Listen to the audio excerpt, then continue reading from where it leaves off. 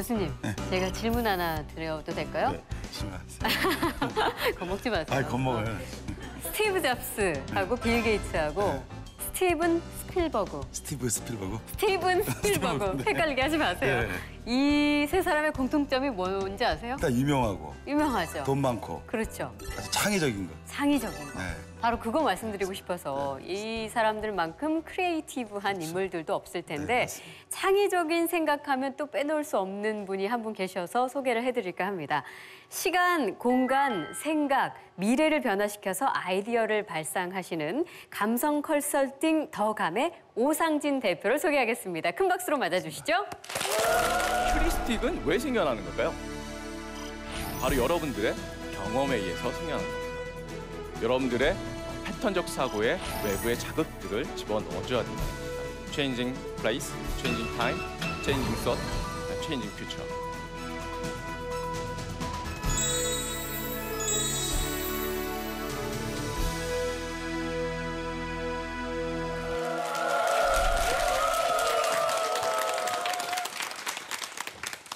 자, 안녕하세요. 방금 소개받은 오상진이라고 합니다.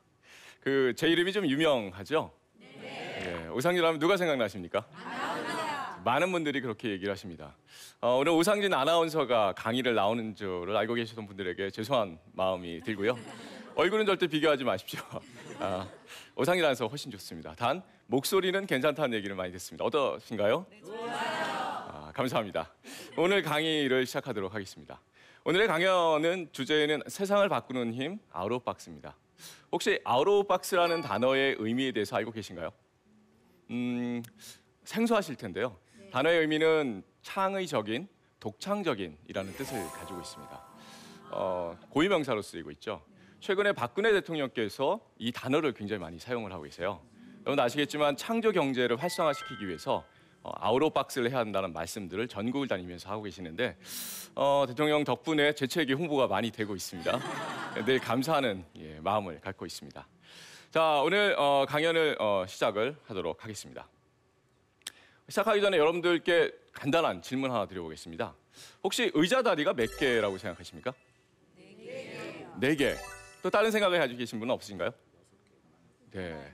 하나, 3개라고 얘기하시는 분도 계시고요. 2개라고 하시는 분도 계시고 또 하나라고 하시는 분도 계시죠. 근데 의자 다리가 없는 것도 있습니다. 공중에 매달아 놓으면 의자 다리가 없는 거겠죠. 왜 이런 현상이 벌어질까요? 이것들을 우리는 휴리스틱이라는 단어를 씁니다. 바로 추론적 사고, 추론적 판단이라고 얘기를 하고 있고요. 패턴적 사고라고도 얘기합니다. 2002년에 노벨 경제학상을 타신 유명한 심리학자이십니다. 데니얼 커너만이라는 학자분이시고요.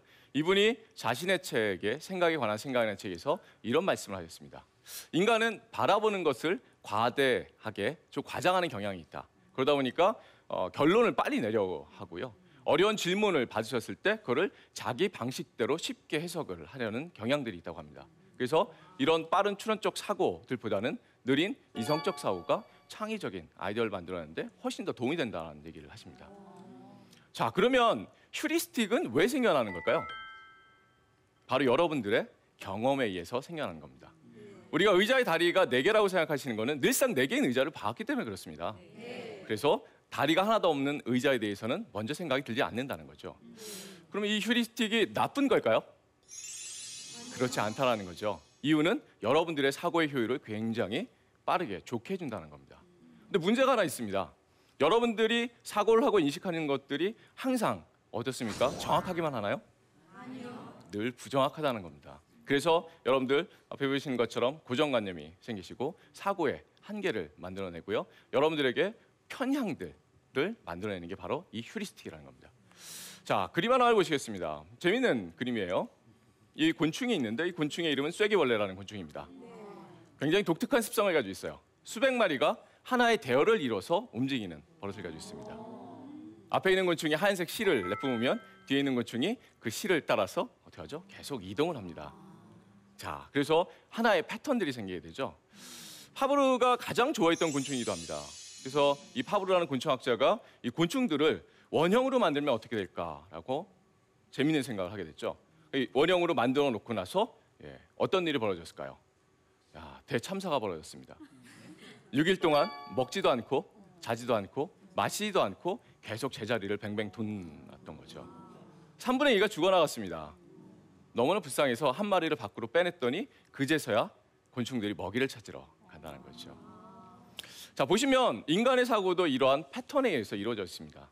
그래서 이런 패턴을 깨기 위해서는 가장 중요한 거, 여러분들의 패턴적 사고에 외부의 자극들을 집어넣어줘야 된다는 겁니다. 자, 오늘은 이 패턴을 깨는 방법에 대해서 여러분들에게 몇 가지 방법을 좀 말씀을 드리도록 하겠습니다. 자, 첫 번째는 수평적 사고를 하라는 말씀입니다. 자, 수평적 사고가 뭘까요? 여러분들 보시면 여러분들이 논리적으로 이성적으로 생각하는 사고를 우리는 수직적 사고라고 얘기를 합니다. 그런데 창의와 통찰에 의해서 이루어진 사고를 수평적 사고라고 얘기를 하죠. 영국의 유명한 창의학자였죠. 여러분들 그 학자가 말씀하셨던 내용이고요. 이 수평적 사고를 하기 위해서는 몇 가지 방법을 얘기합니다. 그 학자 이름은 바로 에드워드 드보노라는 학자였습니다. 자, 첫 번째 방법을 알려드리겠습니다. 수평적 사고의 가장 대표적인 사례이죠. 밑에 보이시는 그림에 보이시는 쓰레기가 있습니다. 자, 이 쓰레기는 어디에 활용할 수 있을까요? 쓰레기의 본질은 뭘까요? 뭐라고 생각하십니까? 버려야 되는 거죠. 더러운 거죠. 심지어 돈을 주고도 버립니다. 이게 바로 수직적 사고에 나온 쓰레기의 개념이죠. 그런데 재밌는 걸 만들어냈습니다.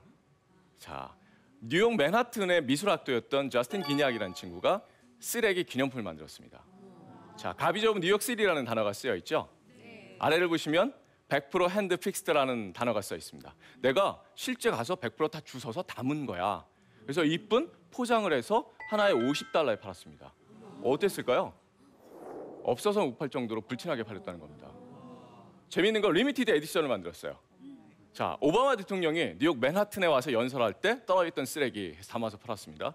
그리고 동성 연애자가 거리 행진을 할 때 떨어졌던 쓰레기 해서 담아서 팔았습니다. 뉴욕 양키즈라는 팀이 있죠, 야구팀이. 월드 시리즈 챔피언스 리그에서 뉴욕 맨하튼, 그 맨하튼에 있는 경기장에서 경기할 때 떨어졌던 쓰레기에서 $100에 팔았습니다. 난리가 났습니다. 자, 우리가 쓰레기라는 논리적, 수직적 사고를 하게 되면 이건 버려야 되는 겁니다. 하지만 수평적 사고를 통해서 쓰레기는 뭘로 둔갑했죠? 바로 기념품으로 둔갑을 하고 판매를 할 수 있었다는 거죠. 이 재미있는 사실은 현대판 봉이김선달이라고 볼 수 있는 내용입니다. 자, 수평적 사고의 결정판입니다. 여러분들 보시는 선풍기입니다. 선풍기는 뭐에 쓰는 물건이죠? 그렇죠. 바람을 일으키는 장치입니다. 이거는 우리가 얘기하는 수직적 사고의 패턴입니다. 그런데 수평적 사고의 패턴으로 무엇을 만들었죠? 바로 날개 없는 선풍기를 만들었습니다. 이 선풍기를 만든 친구는 영국의 굉장히 창의적 기업이죠. 다이슨사의 제임스 다이슨이라는 CEO고요. 이 친구가 처음에 이 선풍기를 개발할 때 아이디어는 굉장히 간단했다고 합니다. 화장실에 갔는데 용변을 보고 손을 씻고서 우리가 손을 말리죠. 페이퍼가 아니라 바람이 일으키는 그 장치가 있었습니다. 이걸 보고 딱 생각을 했습니다. 야, 선풍기에 날개를 빼면 어떨까? 그런데 재미있는 사실은 이 날개 없는 선풍기를 만드는데 4년이라는 세월이 걸렸다는 거죠. 그래서 이 친구는 얘기합니다. 위대한 아이디어는 1%의 영감과 99%의 노력에 의해서 탄생된다고 얘기를 하고 있습니다. 재미있는 사실이 아닐 수 없습니다. 중요합니다. 관점을 디자인하는 것, 바라보는 시각을 달리하는 것. 그래서 리더는 서로의 입장이 돼서 다른 사람의 입장에서 역지사지의 생각들을 하는, 이게 바로 수평적 사고의 가장 기본이고요. 재미있는 광고를 하나 보여드리겠습니다. 자, 바카스의 광고고 여러분들이 늘상 보셨던 광고인데 아마 이런 생각을 가지고 오시면 새롭지 않을까 생각이 됩니다. 보시죠. 야, 사표를 내자. 사표 내자. 부럽다. 취직을 해야 사표를 쓰지. 에휴. 부럽다. 누워서 TV도 보고. 눕고 싶지. 아닙니다. 아, 부럽다. 저 땐 그래도 제대하면 끝이었는데. 부럽네. 보셨듯이 서로의 입장이 돼서 상대방을 생각하는 게 얼마나 중요한지를 보여주는 저희는 광고가 아니겠습니다. 자, 두 번째는 인사이트입니다. 다름을 인정하고 그들을 관찰하고 그리고 끊임없이 상상하라고 말씀을 드리고 싶습니다. 재밌는 또 문제를 하나 드릴까요? 백화점에 쇼핑하는 걸리는 시간을 여쭤보겠습니다. 남자분과 여자분에 대한 사례이고요. 여러분들이 백화점에 그 물건이 몇 층에 어디 있는지를 알고 있습니다. 혹시 남자분이 그 물건을 사가지고 나온 데까지 몇 분이 걸릴 것 같습니까? 몇 분 걸릴 것 같으시죠? 뭐 1시간? 예. 30분? 다른 의견 없으신가요? 5분. 자, 그렇죠. 정확하게 6분이라는 시간이 나왔습니다. 미국에서 통계를 냈는데 입장을 바꿔놓고 생각해 볼까요? 여자분이 만약에 그 물건을 사가지고 나온 데까지 걸리는 시간이 몇 분이 걸릴까요? 1시간. 예, 2시간? 많은 분들이 말씀하시는데 정확히 3시간 26분 시간이 걸립니다. 미국에서 통계를 낸 거고요. 이거 그림으로 나타내봤습니다. 그때 어떤 일이 벌어지죠? 남자분들은 바로 들어가서 사가지고 나오시죠. 여자분들은 들어가자마자 1층을 헤매기 시작합니다. 그러면서 매니큐어를 이렇게 발라보시죠. 2층으로 올라가십니다. 그리고 옷을 한번 입어보세요. 만약에 남편들이 같이 따라가셨으면 뭐라고 얘기하시죠? 여보, 어때? 이거 괜찮아? 나 이뻐? 이렇게 물어보시죠. 그럼 남편은 그때 그 순간에 생존 본능이 발동을 합니다. 뭐죠? 살아야겠다. 이쁘다고 말씀을 해주셔야 되잖아요. 그리고 바로 굉장히 이쁜데? 카드 긁을게. 긁어봐. 괜찮아. 사줄게. 이렇게 얘기를 하시죠. 그러면 부인은 뭐라고 얘기하십니까? 아니야. 옆집 한번 더 가보고. 옆집으로 이동하세요. 그래서 우리나라에 있는 백화점 직원들이 이 장면들을 관찰했습니다. 다름을 본 거죠. 무엇을 만들어놨죠? 남성 전용 휴게소라는 걸 만들었습니다. 뭐 하는 곳일까요? 그렇죠.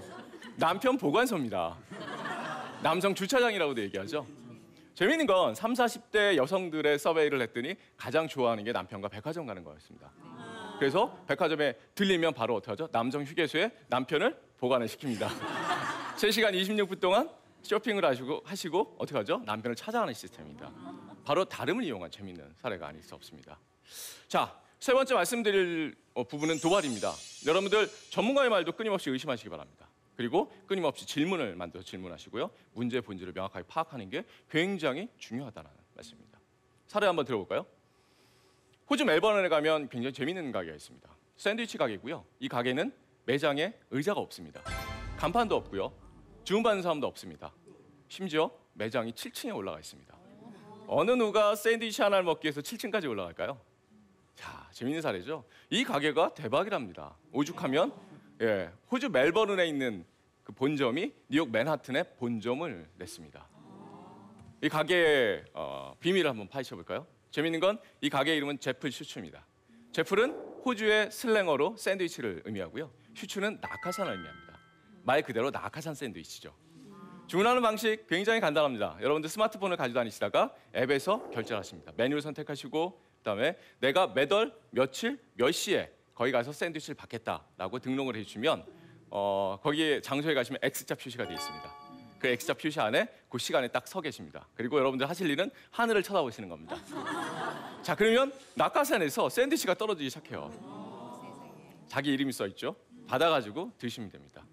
매장이 없다 보니까 그림에서 보이시는 것처럼 어떻게 하죠? 사람들이 길거리에 플라스틱 박스를 넣고 앉아서 샌드위치를 먹는. 우리가 생각하는 여러분들의 기본적인 인식 속에 있던 많은 것들을 없애버리면서 나온 굉장히 재미있는 아이디어의 실사례라고 보시면 되겠습니다. 자, 이제 좀 정리를 한번 해볼까요? 제가 가장 좋아하는 작품입니다. 이탈리아 베네치아의 구겐하임 미술관에 가면 이런 작품이 있습니다. Changing Place, Changing Time, Changing Thought, Changing Future. 여러분들의 공간을 한번 바꿔보시기 바랍니다. 그리고 여러분들이 평소에 사용하시던 시간을 또 바꿔보시고요. 더 중요한 거, 여러분들의 생각을 바꾸시면 여러분들의 미래가 바뀐다는 겁니다. 바로 이게 아웃 오브 박스를 할 수 있는 가장 좋은, 어떻게 보면 여러분들이 실천할 수 있는 방법이라고 보시면 될 것 같습니다. 자, 여러분들도 뻔한 길로 가지 마시고 가끔 옆길로 새는 그런 크리에이티브 리더가 되시길 기원하면서 강의를 마치도록 하겠습니다. 감사합니다.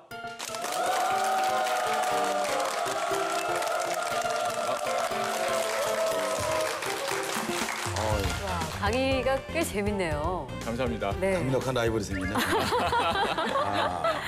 아니 근데 정말 목소리 좋으시네요. 목소리만 좋다는 얘기를 많이 듣습니다. 아니 얼굴도 아니에요. 호감이 계시고 워낙 강연이 재밌어서 그런지 어떻게 아나운서 지망을 다시 한번 해보실 생각이 있으신가요? 도전하고 싶은 생각이 있습니다. 제 인생에 다시 한번 아웃 오브 박스를 예, 그것도 그럴 수 있겠네요. 예. 아니, 근데 진짜 대표님은 이 창의력 관련, 이 아이디어 관련, 내 생각의 그 프레임을 벗어나 보자 이런 강연을 언제부터 하게 되신 거예요? 어떤 계기가 있으셨어요? 예, 본격적으로 강의를 시작한 2009년 네. 됐고요.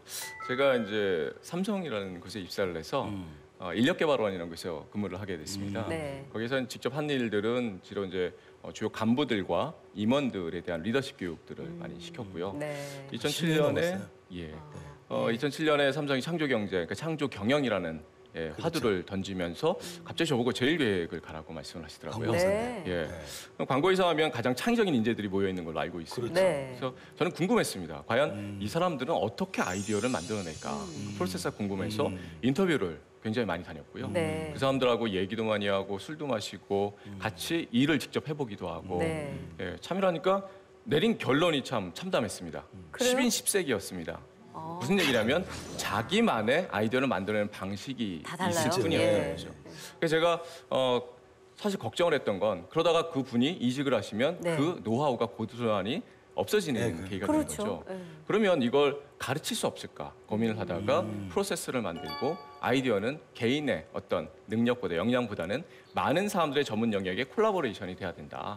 그래서 그 프레임을 만들고 실제 창의력이라는 분들을 신입사원이나 다른 분들에게 강의를 하기 시작했습니다. 아, 근데 이게 쉽지가 않거든요. 네, 네. 지금 강의를 들으니까 예. 아, 이게 만들어지는 거구나 하는 생각. 전 옛날부터 그런 생각을 했었는데 예. 아, 그러면 이걸 하려면 습관이나 행동 이런 게 있어야 되잖아요. 맞습니다. 대표님은 어떤 습관과 행동을 좀 하십니까? 이거를 발전시키기 위해서. 발전시키기 위해서는 사실 강의에서 말씀드린 습관과 행동들을 많이 하죠. 그래서 제가 기본적으로 하는 습관들은 첫 번째는 많은 분들을 관찰을 많이 합니다. 관찰. 예, 의도적으로 관찰하는 거죠. 예를 들어서 이런 겁니다. 뭐 관찰하는 방법에 대해서 또 많은 분들이 질문을 하시는데 네. 디자인 띵킹의 쉐도잉 기법이라는 게 있습니다. 백화점 같은 데 가시면 한 분을 타겟팅을 합니다. 네. 그다음에 그분을 계속 졸졸 따라다니는 거죠. 네. 그분이 무슨 걸 하는지를 계속 적어 나가는 겁니다. 하나 행동을. 네. 그러다 보면 그분이 하는 행동에서 불편함을 발견을 할 수가 있고요. 행동에서 패턴들, 혹은 그분이 가지고 있는 생각들을 읽어낼 수가 있습니다. 그것과 아이디어를 접목시키는 방법. 근데 그 일반화할 수는 없잖아요. 그 사람만의 특징일 수도 있는데 그거를 그런 경험과 자료를 축적하는 건가요? 그럼? 그렇죠. 그런 것들은 뭐 책을 통해서도 많이 자료를 축적하고요. 하나의 샘플을 보여드린 건데 예를 들어서 저희가 이제 회사에 있을 때 많이 했던 게 트렌드 센싱이라는 프로그램들을 트렌드, 했습니다. 그게 뭐냐면 많은 사람들이 어떻게 살고 있는지를 밖에 네. 나가서 관찰을 하는 거죠. 그 라이프 스타일을. 예. 그래서 보통 말씀하신 사람들의 트렌드나 라이프 스타일을 끊임없이 관찰을 하다 보면 거기에 인사이트, 통찰력이라는 것들을 같이 네. 가져올 수 있게 되는. 오늘 사실 저기 대기실에서 짧게 저희 봤지만 그 사이에 관찰 깊이 들어가신 건가요?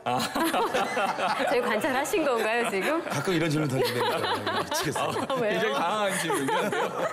TV에서 관찰을 좀 많이 아, 했고요. 그래요? 대기실에서 뵐 때는 비교를 한번 해봤습니다. 네네. TV에 나오실 때하고 평소의 모습하고 어떻든가요? 평소의 모습이 훨씬 더 좋습니다. 푸근하고 친근감 있고. 그래요. 예. 그래요, 여러분. 저렇게 알고 보면 훨씬 답을 원했어요. 친근하고 매력적인 그런 사람이랍니다. 교수님은 동네 형님으로 오셔도 좋을 만큼 굉장히 매력적인 분이신 것 같더라고요. 너무 의도적인 질문을 제가 드렸네요.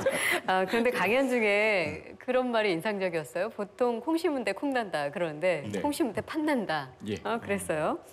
그러니까 이게 습관에서 벗어나고 어떤 자기가 가지고 있던 틀과 패턴에서 벗어나려면 이제 그렇죠. 대부분의 사람들이 하는 행동이 이렇게 일탈이라고 하죠. 그렇죠. 예. 뭐 가장 쉬운 일탈은 이제 여행을 떠나는 거 뭐 이렇게도 많이 하는데 예. 대표님은 어떠신 편이에요? 여행 굉장히 좋아하고 많이 다닙니다. 제가 휴리스틱이 생기는 이유에 대해서 말씀을 드렸는데 자신의 편협된 경험에 의해서 나오는 거거든요. 네. 그럼 경험을 다양화시키는 게 가장 중요합니다. 네. 사실 창의력을 저도 이제 광고인으로 해서 일을 해봤는데 관찰이거든요, 사실은. 맞습니다. 그죠? 근데 이제 예를 들면 우리가 재봉틀의 그 바늘 같은 경우도 네. 이분이 계속 아이디어를 하다 꿈속에서 이 식인종이 자기 창을 들이댔대요. 근데 식인종의 창 끝이 이렇게 구멍이 나 있었대. 네. 네. 그러니까 관찰하고 생각하고 이렇게 배양하는 것. 가장 잘한 방법은 어떤 게 있을까요?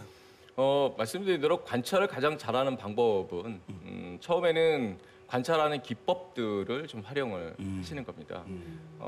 많은 분들이 그런 얘기를 하십니다. 관찰에는 배려가 있어야 된다. 무슨 말씀이냐면 본인이 불편해하는 것들을 의도적으로 느끼시는 게 중요하다는 거죠. 불편한 거. 예.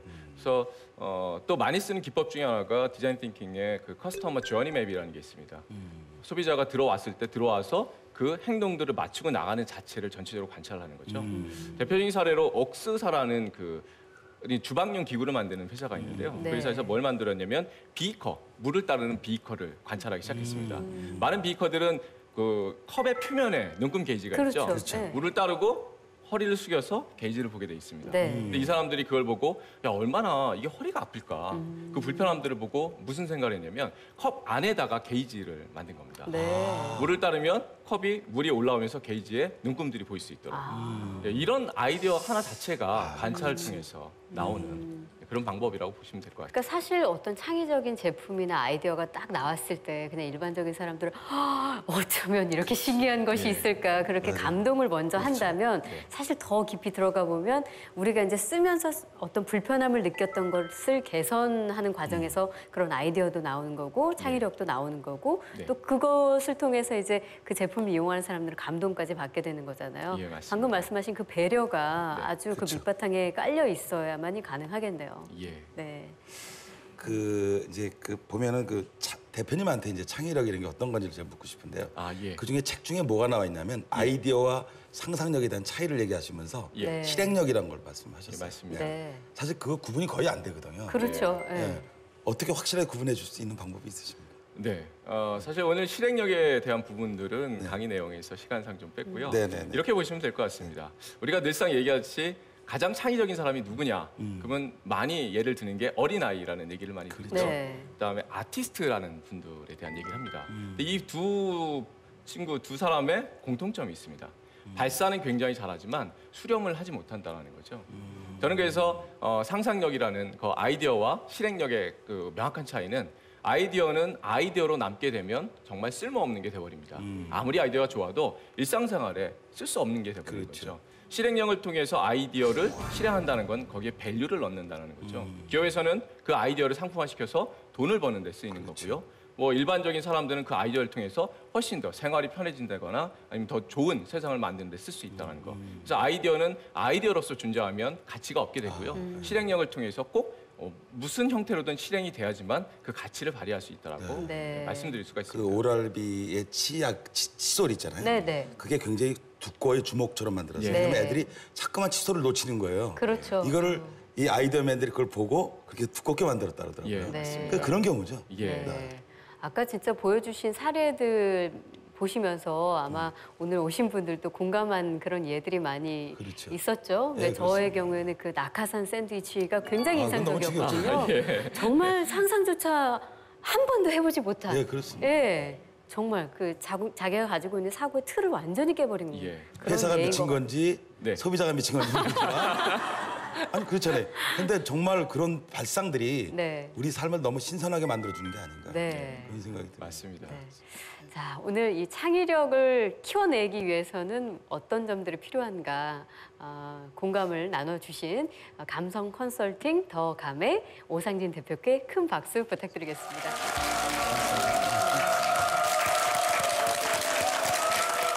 독일의 한 심리학자의 연구 결과에 따르면 배운 것을 실행에 옮기지 않는 사람이 무려 95% 정도라고 합니다. 그러니까 이 말을 달리하면 단 5% 정도만이 실행력을 갖고 있다는 얘기겠죠. 마음 먹기 달렸단 말이 있죠. 네. 다 마음을 먹기에 달려 있는 것 같습니다. 예.